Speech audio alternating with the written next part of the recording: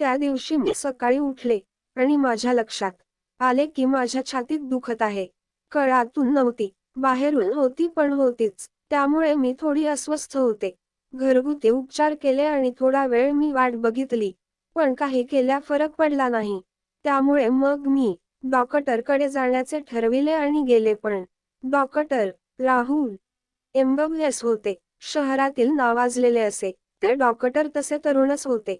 मोठ्याशा कॉलेजमधून त्यांनी पदवी घेतली होती आणि पुढे परदेशी डॉक्टरचा अभ्यासक्रम पूर्ण करून ते नुकतेच आले होते. परदेशी राहिले असल्याने तणाचे राहणीमान, चालणे बोलणे इत्यादी खूपच चांगले होते. मी आजवर हे ऐकूनच होते. आज पहिल्यांदाच त्यांना भेटण्याचा योग येणार होता. मी वेळ घेतली आणि त्यांच्याकडे गेले. आत त्यांच्या केबिनमध्ये गेले आणि क्षणभर थबकलेच. माझ्या समोर लाल टी शर्ट आणि निळी जीन्स घातलेला एक गोरापान तरुण बसला होता. गळ्यात स्टेथोस्कोप अडकवून समोरच्या कॉम्प्युटर मध्ये काही बाही टाईप करत होता.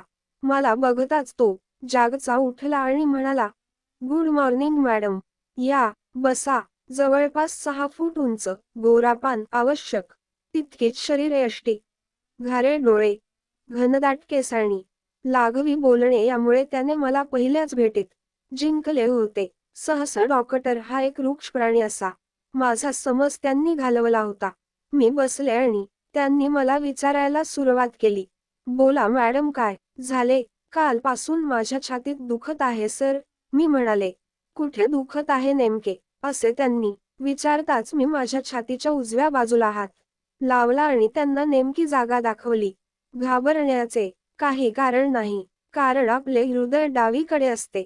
त्यामुळे हृदयविकार किंवा काही असेल असे प्रथम दर्शनी तरी वाटत नाही. पण मला एकदा तुम्हाला तपासू द्या, असे म्हणून त्याने गळ्यातील स्टेथोस्कोप कानात घातला. त्याने हलक्या हाताने माझ्या छातीवर स्टेथोस्कोप माझ्या छातीवर ठेवला आणि अलगद ते मला तपासू लागले.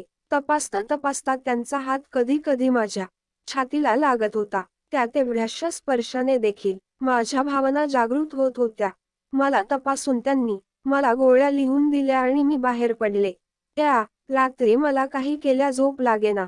डोक्यात केवळ त्यांचाच विचार होता. मन बेचैन होत होते. मी हळूहळू माझ्या चड्डीमध्ये हात घालून त्या डॉक्टरच्या नावाने बोटे घालून मागे पुढे करू लागले. ती रात्र मी त्यांच्या विचारात हस्तमैथून करण्यात घालवली. पुढे जवळपास 1 महिना मी त्यांच्याकडे जात होते. औषधाने गुण तर येत होता पण मध्ये मध्ये छातीत दुखतच होते. ते बघून डॉक्टर मला एकदा म्हणाले, "मॅडम, तुम्ही किती दिवस औषध घेणार? हे काही बरे नाही. त्यापेक्षा तुम्ही शक्य असेल तर रोज या विशिष्ट तेलाने तुमची छाती चोळत जावा किंवा चोळून घेत जावा. यामुळे तुम्हाला खूप चांगला फरक पडेल." असे म्हणून त्यांनी मला तेलाची डबी दिली. पुढे 4-1 दिवसांनी मी त्यांना घरातूनच फोन केला आणि म्हणाले, "डॉक्टर, माझ्या छातीत दुखत आहे. मला चालत येत नाहीये. तुम्ही प्लीज घरी येऊ शकाल का?" त्यांनी होकार दिला आणि पुढच्या तासाभरातच ते माझ्या घरी दाखल झाले. घरी नेमके कोणीच नव्हते, त्यामुळे मीच कसेबसे दार उघडले आणि माझ्या बेडवर जाऊन पडले. त्यांना बघताच मला थोडे बरे वाटले. रोजच्यापेक्षा आज ते जरा जास्तच चांगले दिसत होते. "काय झाला मॅडम, तुम्ही मी दिलेल्या तेलाने मालिश करून घेता की नाही?" त्यांनी मला विचारले. "अहो सर, नाही ना. घरी कोणी करत नाही मालिश आणि मला माहीत नाही की ते नेमके कसे करायचे आहे ते. त्यामुळे मी नाही करत. तुम्ही आलाच आहात तर कृपया मला दाखवाल का?" मी म्हणाले. त्यावर ते विचार करू लागले. हे बघून मी म्हणाले, "सर, काही काळजी करू नका. मला काहीच प्रॉब्लेम नाही आहे. तुम्ही मला दाखवू शकता." असे मी म्हणताच ते तयार झाले. शेजारी असलेली तेलाची डबी त्यांनी घेतली आणि मला पाठीवर आराम झोपायला सांगितले. त्यांची शरीरयष्टी जशी मजबूत होती तशी माझी फिगर पण काही वाईट नव्हती. कडक फिगरची मी माझ्या भरदार छाती आणि गोलाकार नितंबामुळे पंचक्रोशीत प्रसिद्ध होते. लोक माझ्यावर फिदा होते. मी पाठीवर झोपले आणि माझ्या श्वासोच्छवासामुळे माझे उभार एकसारखे वर खाली होत होते.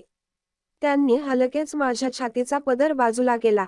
त्यांनी थोडे तेल हातात घेतले आणि माझ्या छातीवर ओतले. मग अलगद हाताने गोलाकार त्यांनी त्यांचा हात फिरवण्यास सुरुवात केली. शेवटी एका पुरुषाचा हात होता तो. मला कसेसेच होऊ लागले होते. गोल गोल फिरवत ते मला समजावू लागले, हे बघा मॅडम, अशा हलक्या हाताने या भागावर तेल लावून मसाज करायचा. तेही रोज. म्हणजे तुम्हाला काहीच होणार नाही आणि हो, जर थोडे खाली केला आतल्या बाजूला तर अजून जास्त चांगला फरक पडेल. सर दाखवा ना मग कसे करायचे ते पण. मी असे म्हणताच त्यांच्या चेहऱ्यावर आलेली खुशी मी ओळखली. त्यांनी लगेच माझ्या ब्लाऊजची बटणे सोडायला सुरुवात केली. एक एक करत माझ्या ब्लाऊजची बटणे त्यांनी खोलली आणि लाल रंगाच्या बराचे त्यांना दर्शन, तुम्हाला काही अडचण नसेल तर मी तुमची बरा पण काढू का? तेल लागून ती खराब व्हायला नको, असे त्यांनी म्हणताच मी हसले आणि म्हणाले, हो हो काढा एकदम बिनधास्त. सुरुवातीस हलकेच फिरणारे हात आता थोडे ताकदीने फिरत होते. त्यांच्यात झालेला बदल मला पूर्णपणे जाणवत होता.